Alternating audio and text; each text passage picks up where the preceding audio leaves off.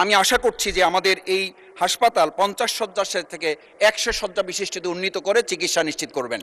আমার নির্বাচনী এলাকা বাউফল একটি গুরুত্বপূর্ণ জনবহুল উপজেলা।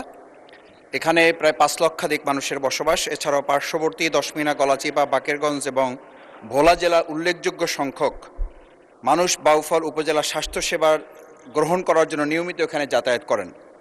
মাননীয় স্পিকার, মাসিক এখানে গড়ে প্রায় 2134 জন রোগী হাসপাতালে ভর্তি হয়ে চিকিৎসা গ্রহণ করেন।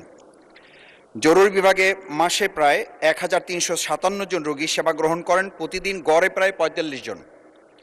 অত্যন্ত দুর্ভাগ্যের ব্যাপার, বহির্বিভাগ প্রতিদিন প্রায় এখানে 124 জন রোগী সেবা গ্রহণ করেন। সেই ক্ষেত্রে বেড অকুপেন্সি রেট সর্বনিম্ন 130 থেকে সর্বোচ্চ 200% পর্যন্ত অতিক্রম করে, যা খুবই আশঙ্কাজনক পর্যায়ে পৌঁছে যেতে পারছে। জাতীয় স্বাস্থ্যনীতি স্বাস্থ্যসেবা মানদণ্ড অনুযায়ী এটি রক্ষা করা এবং এখানে প্রশিক্ষিত নার্স, অন্যান্য সেবা পাওয়ার, বিশেষ করে উপজেলা সদর থেকে বরিশাল বিভাগীয় শহরে এখানে যাতায়াতের জন্য আমাদের নদীপথ অতিক্রম করতে হয়, ফেরি পার হতে হয়। দেখা যায় অনেক ক্ষেত্রে এই পার হওয়ার ক্ষেত্রে রোগী ওখানেই মারা গিয়েছে, এরকম ঘটনাও সংঘটিত হয়েছে।